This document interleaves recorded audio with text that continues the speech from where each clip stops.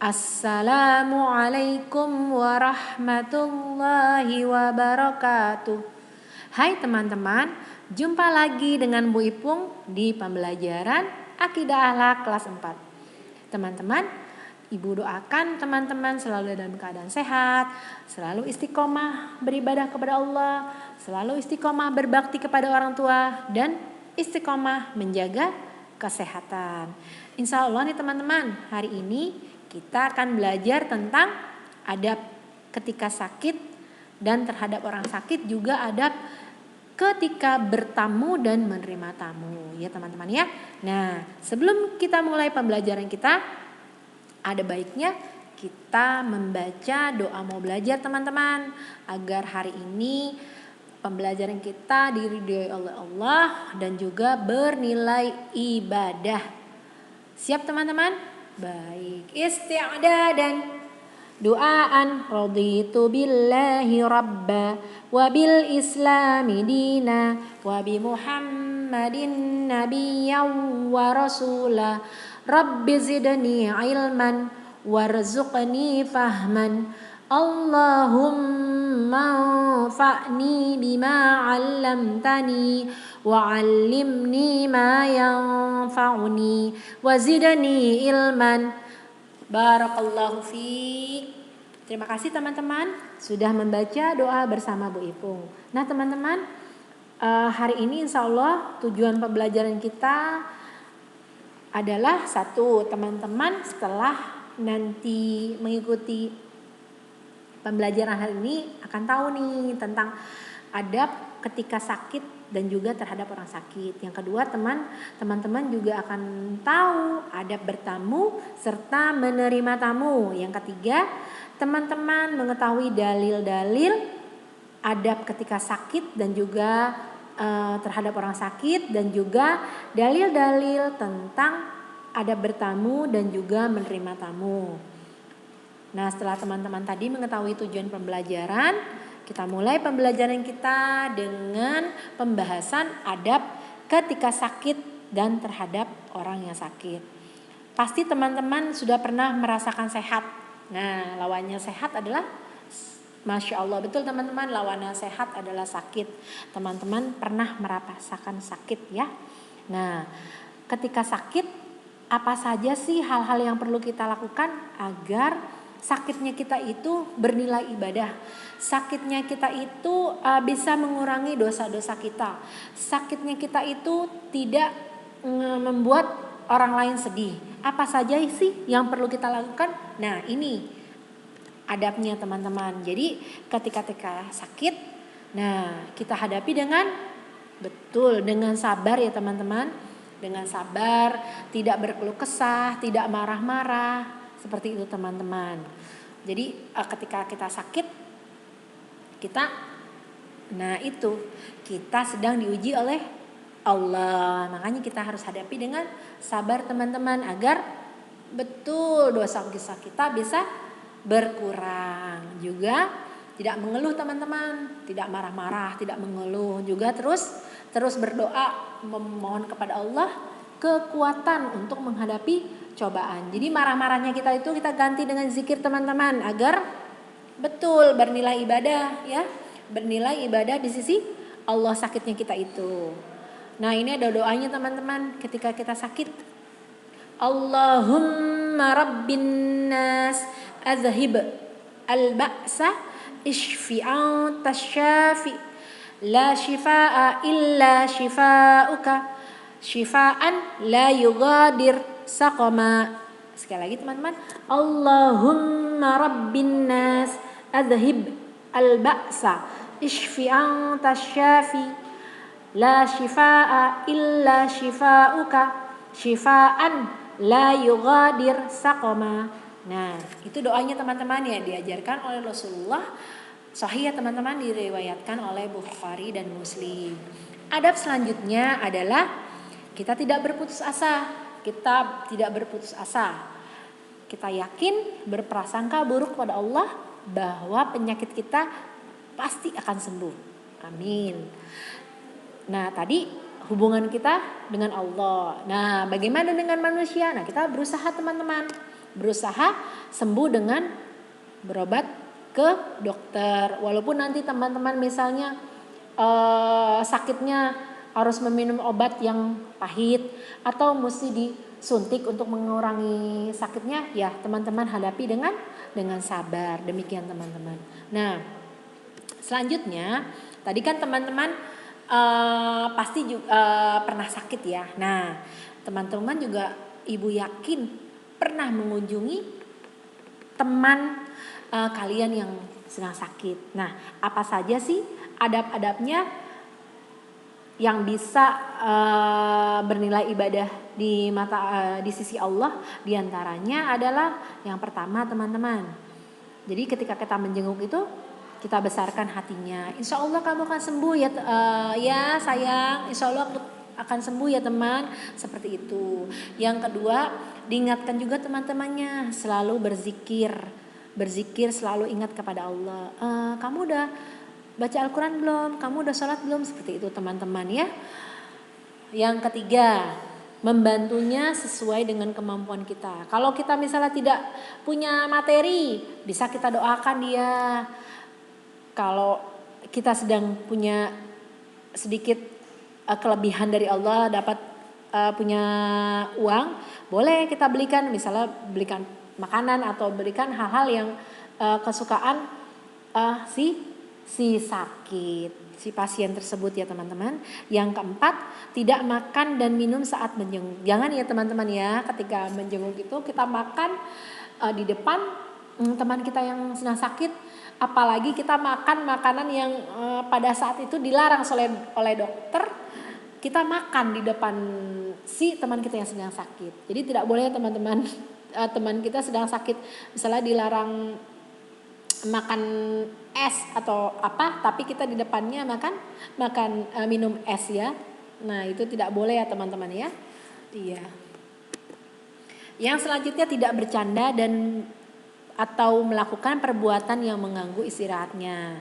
Yang keenam, menganjurkan agar selalu mengikuti nasihat dokter. Jadi teman-temannya diingatkan minum obatnya jangan lupa, seperti itu ya teman-teman ya. Terus juga yang ketujuh, segera pulang kalau keperluan kita atau sudah selesai ya teman-teman ya. Yang kedelapan, mendoakannya agar lekas sembuh. Nah ini doanya teman-teman. La ba'sa tahuran insyaallah. Nah, doanya la ba'sa tahuran insyaallah. Engkau akan baik-baik saja.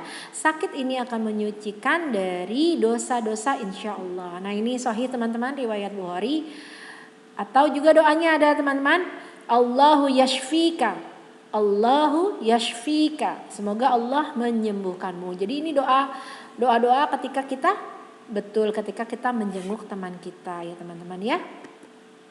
Nah tadi kita sudah belajar tentang adab ketika sakit dan juga terhadap orang sakit ya. Nah sekarang adalah adab bertamu dan menerima tamu. Apa saja sih teman-teman? Jadi ada bertamu. Jadi bertamu itu sebenarnya juga dianjurkan dalam Islam ya teman-teman. Jadi ada dalilnya, man habba ayyabsatu lahu fi rizqih wa yusa'alahu fi sarihi fal yasil rahimah. Jadi barang siapa yang ini dilapangkan rezekinya dan dipanjangkan umurnya, maka hendaklah ia bersilaturahmi. Jadi teman-teman kalau ingin panjang umur, ingin rezekinya lancar, nah teman-teman perbanyak silaturahmi ya. Ya seperti itu. Jadi pengertian silaturahmi itu apa sih? Jadi mengunjungi tempat tinggal keluarga, kerabat atau teman untuk ya tadi tujuannya silaturahmi ya teman-teman. Jadi silaturahmi itu sangat dianjurkan dalam Islam. Nah adabnya apa saja sih Bu Ipung? Nah ini ada adabnya teman-teman. Jadi ketika kita bertamu juga harus waktunya tepat teman-teman. Jadi sore hari atau saat tuan rumah sudah sholat dan tidak sibuk. Jadi dihindari teman-teman, ada 3 waktu yang dilarang saat bertamu, yaitu sebelum subuh, tengah hari, dan tengah malam setelah ba'da isya, kecuali ada keadaan mendesak ya. Yang kedua, jika memungkinkan buatlah janji terlebih dahulu. Yang ketiga, mintalah izin kepada tuan rumah dengan mengetuk pintu terlebih dahulu. Nah, yang keempat, mengucapkan salam ya teman-teman. Mengucapkan salam dengan suara yang cukup terdengar dan tunggu hingga ada jawaban. Diulangi hingga 3 kali. Bila tidak ada jawaban, sebaiknya pulang kembali ya teman-teman ya. Habis itu kita beritahu, tadi saya berkunjung ke rumah kamu gitu ya, diberikan. Makanya itu pentingnya membuat janji teman-teman ya. Yang kelima, berjabat tangan jika sesama jenis. Yang keenam, sebelum dipersilakan masuk, hendaklah berdiri di samping sebelah kiri atau kanan pintu. Jadi jangan di depan pintu ya teman-teman, tapi di sisi pintunya ya. Yang ketujuh, hendaklah duduk di tempat yang dipersilakan. Yang kedelapan, tidak mengamati seisi rumah. Jadi kita tidak mata kita tidak kepo teman-teman, tidak kepo masuk ke melihat-lihat seisi rumah. Yang kesembilan, hendaklah makan dan minum seperlunya ketika dihidangkan makan atau minum. Jadi seperlunya saja teman-teman, tidak usah nambah ya. Masya Allah. Yang ke-10, segera pamit ketika telah cukup segala keperluan bertamu. Yang ke-11, tidak mengganggu kenyamanan penghuni rumah selama bertamu. Nah, ini adab ketika kita bertamu ya teman-teman. Nah, ini ada ketika kita yang jadi tuan rumah teman-teman.